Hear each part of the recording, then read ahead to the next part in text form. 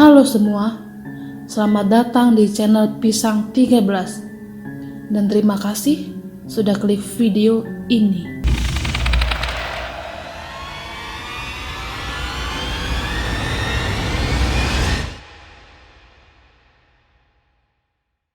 Kasus pembunuhan dengan modus hamil di ruang nikah yang dilakukan oleh Supriyadi umur 23 tahun terhadap kekasihnya yang bernama Emma Desnita umur 21 tahun masih menjadi perbincangan hangat di kota Pekanbaru pada saat itu.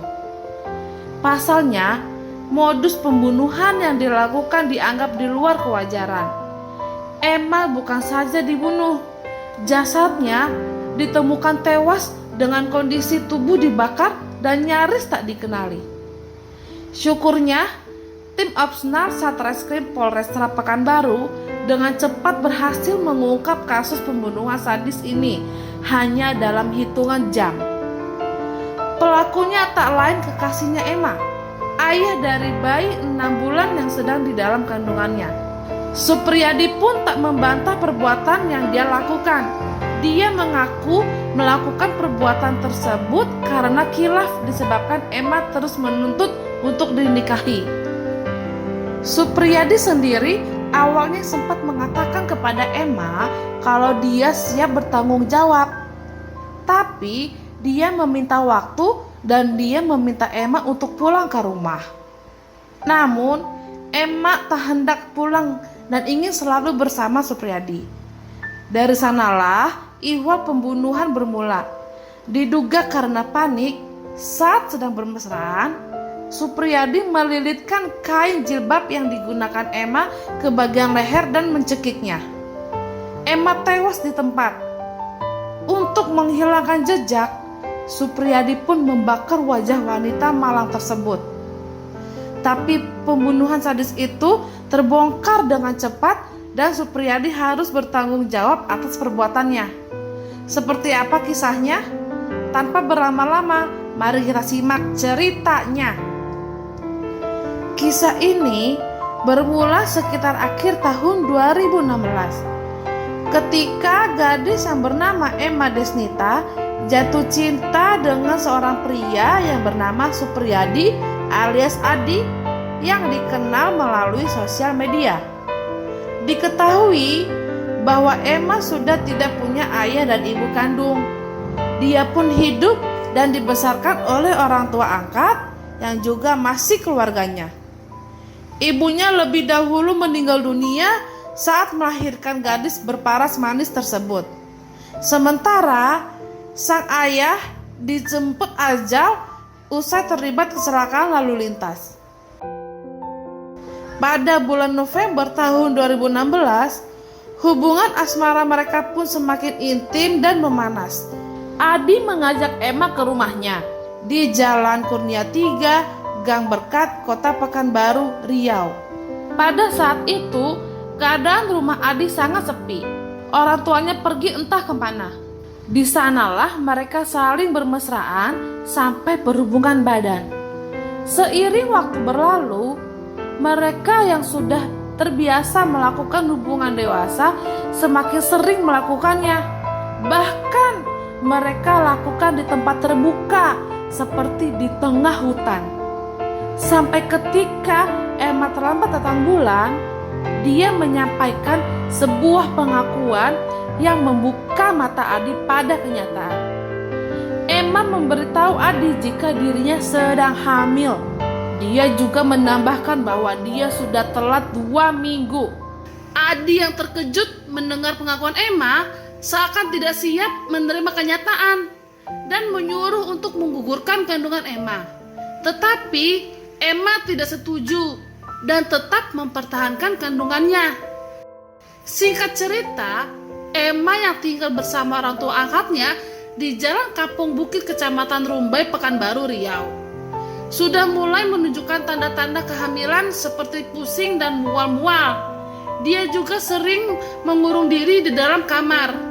Orang tua angkatnya yang bernama Dasril dan Nurdiana pun curiga dengan gelagat Emma karena tidak biasanya Emma berperilaku seperti itu. Sesekali Dasril dan Nurdiana bertanya kepada Emma tentang keadaannya. Tapi Emma selalu beralasan jika dia hanya tidak enak badan atau masuk angin biasa. Dasril dan Nurdiana tidak percaya begitu saja dengan jawaban Emma. Bahkan orang tua akadnya ini mengajak Emma pergi ke dokter untuk memastikan keadaan Emma, tapi Emma selalu menolak. Kian lama Emma semakin terdesak dengan keadaannya. Sejak saat itu Emma nekat untuk kabur dari rumah dan akan kembali lagi jika dia sudah menikah. Terlepas dari sokongan orang tua angkatnya, kini Emma terpaksa hidup mandiri untuk mencukupi kebutuhannya. Berbekal ijazah SMA, Emma berusaha mendapatkan pekerjaan. Pada hari Selasa, tanggal 5 Agustus tahun 2017, sekitar pukul 12 siang, akhirnya Emma diterima kerja di pasar buah setelah interview sebelumnya. Saat itu, Emma tak sabar bertemu adik kekasihnya untuk mengabarkan berita gembira ini, sekaligus berharap jika Adi mau diajak menikah seperti keinginannya. Emma pun menelpon Adi untuk segera menjemputnya di suatu tempat. Sekitar pukul 1 siang, Adi pun datang ke tempat itu dan langsung menjemput Emma dengan motornya. Sambil berjalan, Emma bercerita jika dia baru saja diterima kerja dan segera mengajak Adi untuk menikah. Sayangnya, kabar gembira yang disampaikan Emma tidak direspon dengan gembira oleh Adi, malah sebaliknya. Adi merasa pusing dan gelisah atas kabar dan desakan menikah dari Emma. Adi menyuruhnya untuk pulang ke rumah orang tua akadnya, tapi karena kehamilannya yang kian membesar, tentu saja Emma menolak dan berencana mengajak kekasihnya Adi untuk kabur. Akhirnya Emma dibawa ke rumah Adi karena saat itu Adi akan pergi bekerja sebagai kuli bangunan. Emma sangat mencintai kekasihnya. Rasa cintanya terlihat jelas dari sejumlah postingan yang sempat diunggah melalui media sosial pada hari Selasa tanggal 15 Agustus tahun 2017. Setidaknya ada beberapa kali Emma menulis di akun media sosial miliknya. Salah satunya begini: "Udah nyaman banget sama dia, udah sayang banget sama dia, udah mentok cintanya sama dia. Pokoknya semua tentang dia. Dia penyabar, penyayang, perhatiannya yang super duper, pemarahnya juga super duper. Tapi di balik itu semua, dia tetap sayang aku dan yang terbaik buat aku." Dalam tulisan tersebut, Emma juga memajang foto Adi yang mengenakan sweater hitam corak putih sambil duduk di atas sepeda motor. Selain itu, ada juga beberapa foto lainnya yang menunjukkan kemesraan mereka berdua. Pada malam hari sepulang bekerja, Adi langsung mengajak Emma untuk jalan-jalan menggunakan motor. Sekitar pukul 11 malam, setelah berkeliling tanpa tujuan, Emma mengajak Adi untuk berhubungan badan. Akhirnya, mereka mencari tempat sepi. "Mas, itu sepi mas," tiru Adi menceritakan. Tanpa pikir dua kali, Adi langsung memarkir motornya di tempat sepi itu dengan senang hati. Adi menyuruh Emma untuk masuk ke dalam hutan. Di hutan itulah mereka melakukan hubungan badan untuk yang terakhir kali. Setelah selesai, mereka pun mengobrol. Ketika lewat tengah malam, rencana mereka selanjutnya tambah buram. Emma yang ngotot untuk mengajak Adi menikah, Adi malah pusing dan gelisah. Apalagi saat itu uang di kantongnya hanya tersisa Rp28.000 saja. Di saat sedang mengobrol, Emma malah tertidur lelap di pangkuan Adi. Dan di saat itulah niatnya muncul tiba-tiba. Niatan untuk membunuh Emma kekasihnya sendiri. Adi langsung menarik kain jilbab yang dikenakan korban ke belakang dan mencekiknya. Lantaran berontak, tubuh korban direbahkan, lalu pelaku melanjutkan cekikannya langsung dengan tangan. Emma pun akhirnya meninggal bersama janin yang ada di perutnya. Karena takut perbuatannya diketahui orang lain, Adi langsung membakar jasad Emma. terutama di bagian wajah sampai perut, dengan tujuan agar korban tidak dapat dikenali. Setelah kejadian itu, Adi pun langsung pulang kembali ke rumahnya. Di pagi harinya, pada hari Rabu tanggal 16 Agustus tahun 2017, sekitar pukul 9 pagi, saat Adi sedang tidur nyenyak, orang tua angkat Emma mendatangi rumah Adi dan menanyakan keberadaan Emma. Tentu saja Emma tidak berada di tempat itu.